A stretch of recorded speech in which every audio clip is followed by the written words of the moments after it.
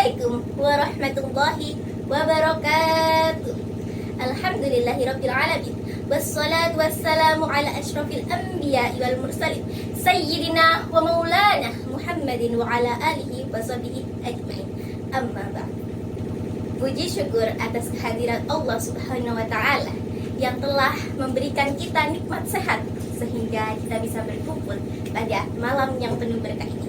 Salawat serta salam marilah kita haturkan kepada junjungan kita Nabi besar Muhammad sallallahu alaihi wasallam yang telah menuntun kita dari jalan kegelapan menuju jalan yang terang benderang, yakni ad-dinul Islam wal iman.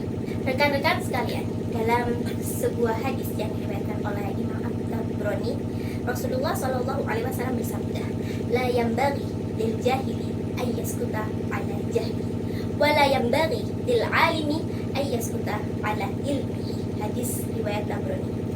Hadis ini cukup singkat, namun maknanya cukup mendalam, apalagi bagi kita yang hidup dalam lingkungan akademis.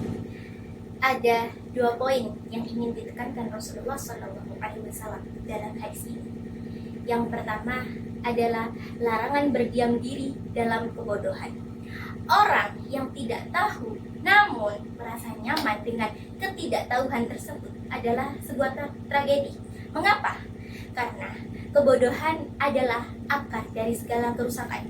Allah Subhanahu wa taala berfirman pada surah An-Nahl ayat 43 yang artinya, "Maka bertanyalah kepada orang yang memiliki pengetahuan jika kamu tidak mengetahuinya." Islam tidak melarang seseorang menjadi tidak tahu, karena setiap orang terlahir tanpa ilmu. Namun Islam mengecam keras orang-orang yang memilih untuk tetap bodoh dan tidak mau belajar ataupun tidak mau bertanya. Poin yang kedua yaitu larangan menimbun ilmu.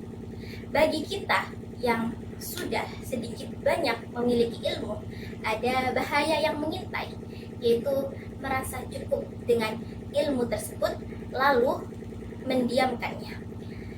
Ilmu yang didiamkan dan tidak diamalkan atau disebarkan adalah ilmu yang tidak berkah.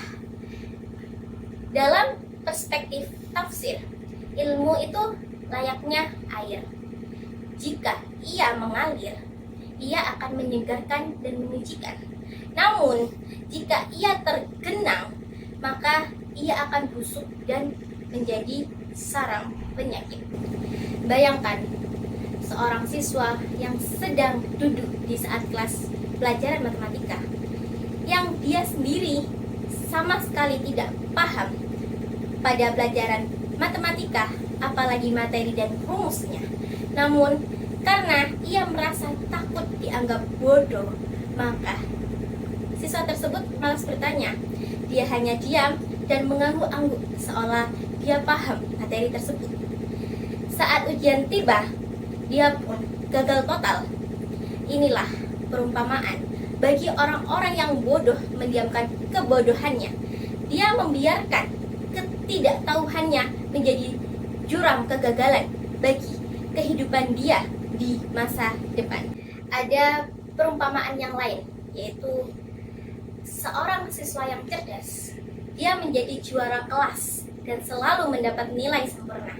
Namun, suatu ketika teman sebangkunya ingin bertanya tentang materi kepada siswa tersebut menjawab, "Maaf, aku sibuk." Atau memang sengaja menyembunyikan catatannya karena takut disaingi. Ilmu yang dia miliki tersebut hanya berhenti di kepalanya sendiri. Dia pintar memang secara kognitif, namun gagal secara moral. Inilah perumpamaan orang yang memiliki ilmu, namun mendiamkan ilmunya. Ilmunya tidak memberi kemanfaatan bagi lingkungan sekitar dan keberkahan bagi orang lain. Mari kita sadari bahwa ilmu itu bukan sekedar memenuhi isi kepala, tapi juga menggerakkan tangan dan kaki kita. Jika tidak tahu, maka tanyalah. Tapi jika sudah mengetahui, maka ajarkanlah. Semoga Allah Subhanahu wa Ta'ala senantiasa memberikan kita semangat untuk mencari ilmu dan menebar ilmu yang kita miliki. Wallahu muwaffiq ila aqwamit thoriq. Wassalamualaikum warahmatullahi wabarakatuh.